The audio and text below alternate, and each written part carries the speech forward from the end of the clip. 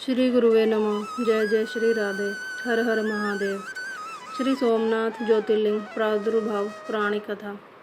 शिव पुराण के अनुसार सोमनाथ ज्योतिर्लिंग भगवान शिव का प्रथम ज्योतिर्लिंग है। पुराणों में सोमनाथ ज्योतिर्लिंग की स्थापना से संबंधित कथा इस प्रकार है।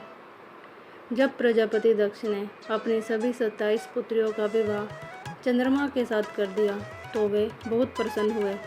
पत्नी के रूप में दक्ष कन्याओं को प्राप्त कर चंद्रमा बहुत शोभित हुए और दक्ष कन्याएं भी अपने स्वामी के रूप में चंद्रमा को प्राप्त कर सभी कन्याएं भी इस विवाह से प्रसन्न थी। चंद्रमा की उन 27 पत्नियों में रोहिणी उन्हें सबसे ज़्यादा प्रिय थी, जिसको वे विशेष आदर तथा प्रेम करते थे।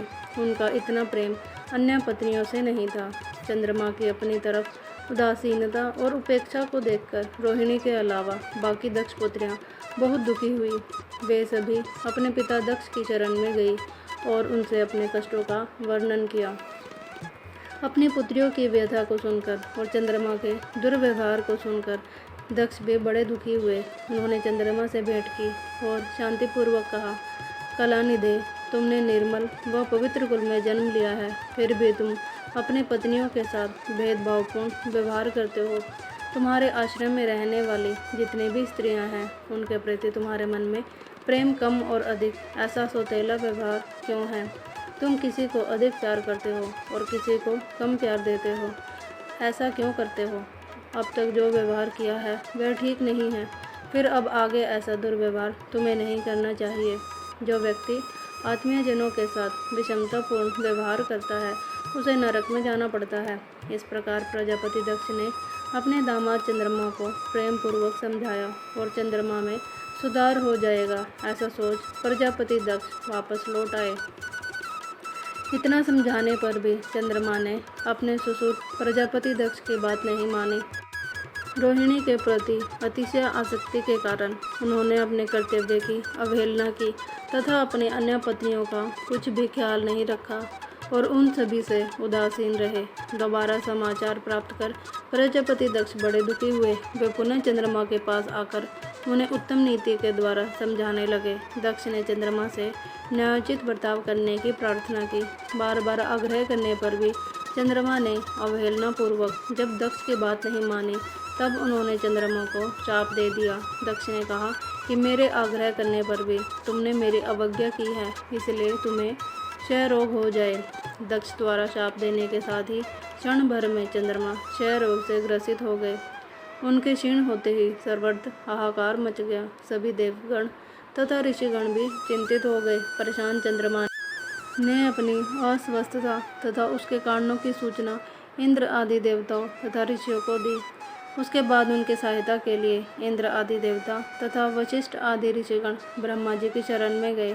ब्रह्मा जी ने उनसे कहा कि जो घटना हो गई है उसे तो भुगतना ही है, क्योंकि दक्ष के निश्चय को पलटा नहीं जा सकता। उसके बाद ब्रह्मा जी ने उन देवताओं को एक उत्तम उपाय बताया। ब्रह्मा जी ने कहा कि चंद्रमा देवताओं के साथ कल्याणकारक शुभ प्रभाव क्षेत्र में चले जाएं। वहाँ पर विधि पूर्वक शुभ मृत्युंजय मंत्र का अनुष्ठान करते हुए श्रद्धापूर्वक भगवान शिव की आराधना करें।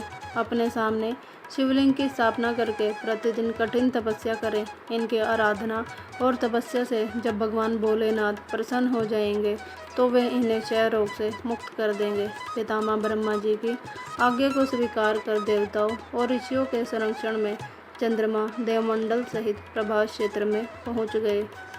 वहां चंद्रदेव ने मृत्युंजय भगवान की पूजा अर्चना और वंदना की और अनुष्ठान प्रारंभ किया। वे मृत्युंजय मंत्र का जप तथा भगवान शिव की उपासना में तल्लीन हो गए। ब्रह्मा की ही आज्ञा के अनुसार चंद्रमा ने 6 महीने तक निरंतर तपस्या की और वृषभ ध्वज का पूजन किया। 10 करोड़ मृत्युंजय मंत्र का जप तथा ध्यान करते हुए चंद्रमा स्थिर चित्त से वहाँ निरंतर खड़े रहे। उनकी तपस्या से भक्त वत्सल भगवान शंकर प्रसन्न हो गए। उन्होंने चंद्रमा से कहा, चंद्रदेव, तुम्हारा कल्याण हो। तुम जिसके लिए यह कठोर तप कर रहे हो, उस अपने अभिलाषा को बताओ। मैं तुम्हारी इच्छा के अनुसार तुम्हें उत्तम वर प्रदान करूँगा। चंद्रमा ने प्रार्थना करते हुए विनयपूर्वक कहा, देवेश्वर, आप मेरे सब अपराधों को क्षमा करें और मेरे शरीर के इस क्षय रोग को दूर कर दें। भगवान शिव ने तपस्या से प्रसन्न होकर चंद्रदेव से वर मांगने के लिए कहा। इस पर चंद्रदेव ने वर मांगा कि हे भगवान, आप मुझे इस शाप से मुक्त कर दीजिए और मेरे सारे अपराध क्षमा कर दीजिए। इस शाप को पूरी से समाप्त करना भगवान शिव के लिए भी संभव नहीं था, अतः मध्य का मार्ग निकाला गया।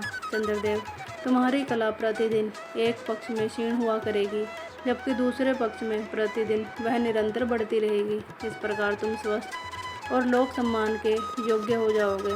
भगवान शिव का कृपा रूपी प्रसाद प्राप्त कर चंद्रदेव बहुत प्रसन्न हुए। उन्होंने भक्ति भावपूर्वक शंकर की स्तुति की। ऐसी स्थिति में निराकार शिव उनकी दृढ़ भक्ति को देखकर साकार लिंग के रूप में प्रकट हुए और संसार में सोमनाथ ज्योतिर्लिंग के नाम से प्रसिद्ध हुए। हर हर महादेव। जय जय श्री राधे।